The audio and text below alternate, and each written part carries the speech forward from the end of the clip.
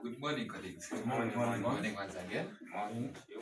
Today, I want to take this opportunity to educate you or to inform you on something else, that is RPL. We'll start with the definition of this RPL, so that we can know the definition and the understanding and what is this RPL about.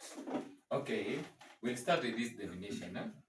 RPL, recognition of prior learning, I can define it as it is a process of identifying,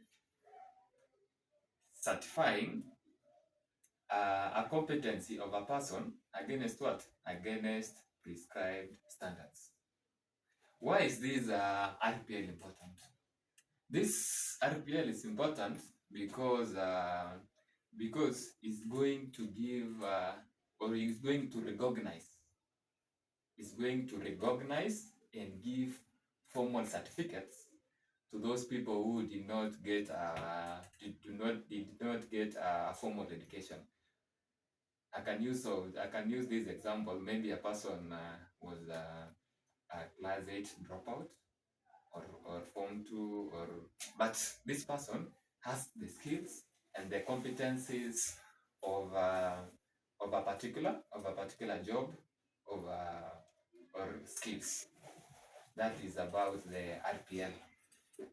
Okay, one in one, we'll go on the benefits. The benefits of this RPL. The benefit number one of RPL is that it enhances employability. I think you have heard about these government projects that is called Kazi Manju.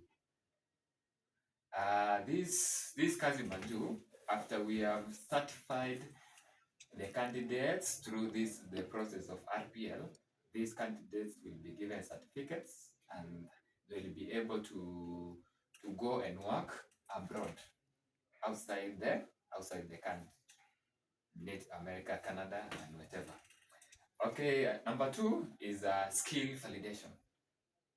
Benefit number two. This skill validation is that these people, their skills will be validated and recognized, and this person will be given a certificate.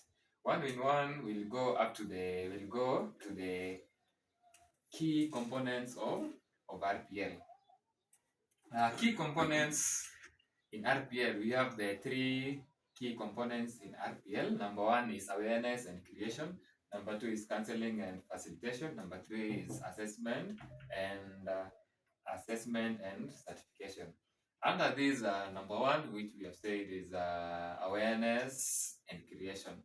This awareness and creation, we do it, let's say, on a TV, radios, local radio stations, preaching out on RPL, the importance and benefits of RPL.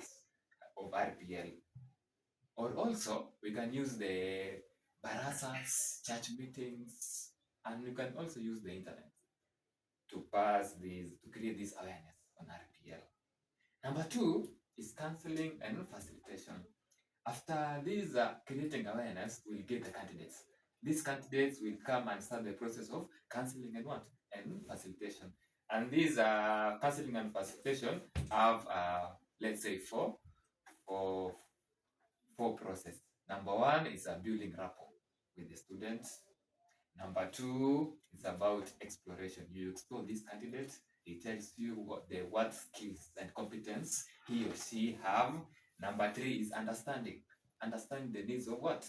Understanding the needs of candidates. Number four, and the last one, intervention. How can we help these candidates?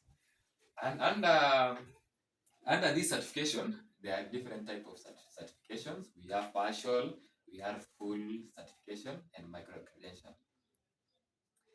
We'll go one in one about in principles of RPL. Principle number one is fairness. I think fairness is a self-explanatory. This is act of being unbiased. This is ensuring all candidates are being treated equally on their skills and Number 4 is sufficiency.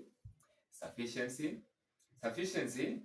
This candidate will give us the evidence. This evidence will be sufficient. Will supposed to be sufficient and in line with the standards, with the qualification standard. The currency, the principle number 3 is currency. The evidence provided by the candidate should be current. Let's say 2, 3, up to 1 year.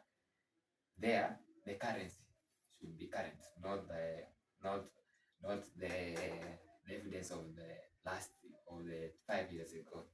And lastly, I think that's the last. Lastly, we talk on guidance on what, and guidance on this guidance on what?